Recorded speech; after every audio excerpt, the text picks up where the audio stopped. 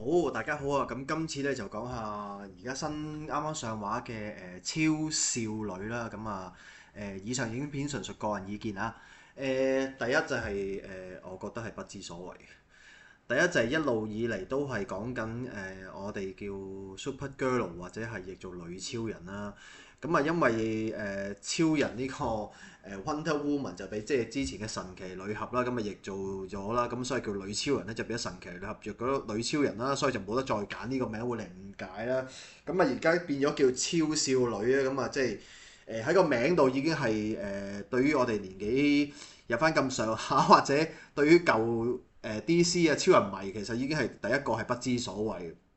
嘅。第二次就係首先唔好講歷代之前嘅女超人同而家先啦。跟住講翻而家呢個所謂嘅超少女啊。首先就係講佢點樣嚟到即係安排地球啦。咁啊正式嚟講，你好話佢一個好黑暗啊，即係點樣變好嘅係其中一個啦。但係喺某啲角度嚟講，就已經覺得即係嚟到已經係講，因為我哋一路都係講緊超人啊或者女超人呢啲方面嚟講，都係講緊佢係一個比較善良啲啊，比較開心，即係比較個正義啊好嘅化身。你一度就係硬係我唔明荷里活而家好似每一樣即係每一個所謂嘅正義人物啊、傳奇人物啊、DC 人物都好似硬係要講佢黑化，跟住先至即係講翻佢黑化階段，好似之前蝙蝠俠咁，你都係要講佢講佢啲衰嘢黑化，跟住先慢慢變，即係以前嘅蝙蝠俠啊、超人啊、其他嘅嘢都講佢因為佢係衰過，跟住所以變好，咁你就完全顛覆咗我哋由細到大啲所謂嘅正義英雄啊嘅人物嘅形象，你硬係要個黑化，即係你完全覺得令人有啲失望啦。其次就係呢方面對於呢一套戲嚟講，你要去到宇宙去打，其實我覺得 OK 嘅。但係佢以一個超人嘅身份啊，做翻去宇宙，即係你覺得係一個好普通又唔係話好特別嘅出，即係好似有點似無厘頭，即係要講翻揾翻出嚟。同埋你即係講到我哋講嘅黑氣黑星啦，即係超人嘅星球啦。其實講句宇宙當時喺即係喺超人喺佢哋嘅角度，其實佢係喺本身個星球係冇超能力嘅，係因為佢哋嚟到地球受到唔同嘅陽光折射啦，先會變成有超能力嘅。而佢本身喺即係超人喺翻佢哋自己星球，其實係一個普通嘅市民、普通嘅人嚟嘅。不過佢哋可能係大小姐啦，或者係一個即係比較高官嘅權貴子弟啦。而喺超人嘅星球入邊，超人個爸爸應該係如果冇記錯好似係法官定係即係比較權力大嘅人嚟。女超人其實就係超人嘅堂姐啦。所以亦都係講緊即係佢哋所以嚟到地球有關係。正式喺之前其實喺度講佢哋兩個喺漫畫度有交集啦。但係正式譬如咁多套電影都係分開啊、獨立冇正式交集。今次係有少少交集啦，做翻到去。但係我覺得你講一個女超人，你點樣佢成長去對付還 OK，但係你講到佢好似黑化變咗嚟而成咗，我覺得就有點兒差少少咯。當然啦，另外一方面就係呢套戲可以考慮去睇一睇嘅就係因為呢一個女超人啦，終於著翻一套正常嘅衫。一路以嚟都係超人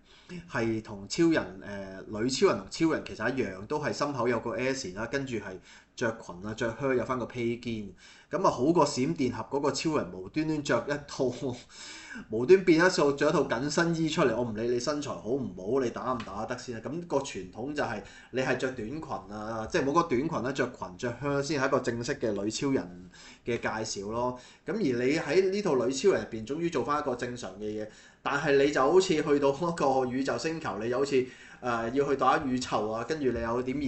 怪怪地去做啊，所以我覺得呢點就有點而商榷啦。不過即係我覺得你如果美國以外星嚟講，即係你完全一個正義硬係要黑化先嚟做，我覺得所以呢幾套戲啊，或者都唔係令人好收得咯。即係雖然重播好啊或者咩好。咁第二個就係以而家嘅新一代嘅小朋友啊或者成，你再佢哋你問翻佢哋仲會唔會中意好似我哋細個中意超人啊中意英雄啊？我覺得係比較少咯。即係你如果係做一逐套逐套咁嚟，跟住你一定要安排好似漫威啊嘅世界，即係你逐套介紹完之後咧，你起碼做翻個大聯盟啊出嚟先有用咯。即係好似你正義聯盟咁，反而雷聲大雨點小，而跟住你咁樣逐套戲播翻出嚟而唔做咧，如果你再唔做翻一套即係俾翻落本去做翻一個大聯盟嘅形式咧，我覺得你 DC 都係唔會持久咯。咁其次就係你哋一路都係講緊超人啊、女超人啊，甚至係神奇女俠，你呢幾個名你完全你呢個好似係開始有啲重疊出嚟咯。咁你如果你做唔到出嚟重複嘅話，做唔到佢哋突出咧，就令人失望嘅。咁而女超人呢方面，我覺得就令人有少少失望啦。即係雖然你話打啊打，但係你做翻一啲喺地球上嘅都係教人你做唔到突出，令到一批新嘅小朋友啊新一代去你喜愛就一個係令人有點而唔會再中意咯。因為你喺我哋而家新一代嘅時候，你叫佢去中意一啲好似我哋傳統去正義去打嘅時候，你反而仲講佢黑化點去做，令你想代一啲生活模式俾啲英雄人物而去令佢哋去增加咧，就我覺得不是太穩陣咯。因為你始終係講佢點樣去成長，就一定要未必講佢黑化咧，反而講佢平鋪直敍，而講佢最後成為一個英雄去打壞，可能仲會令人信服啲。而你需要講佢黑化而又變好咧，就反而我唔太 buy 呢一點咯。咁啊，可能有其他人中意，講佢一定要即係好似蝙蝠俠啊、超人啊呢啲，或者係類似呢啲，都係講佢黑化先，跟住點樣變翻正義啊，先至係好睇。咁但係我覺得如果係嘅，你應該由頭到尾講佢慢慢去成長，就未需要一定講佢黑化而變成正義咯。因為你如果係講翻好似而家你黑化咗，可能佢本身有污點，而你做出嚟就會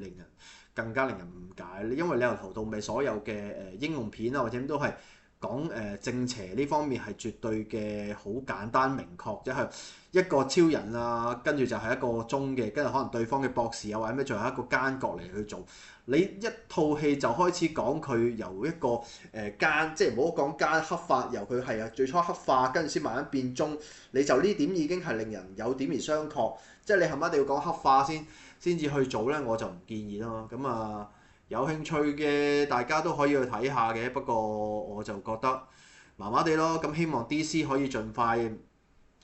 正義聯盟嘅下集啊，即係有佢話會做出嚟啦，更加多。即係你好似 DC 漫畫，其實你絕對係大把嘅奸角可以出嚟對付嘅。咁啊，希望可以盡快好似做到正義聯盟呢啲大製作出嚟啦。咁啊，當然可以令到更加多嘅電影啊，更加多可以好戲，更加俾大家睇啦。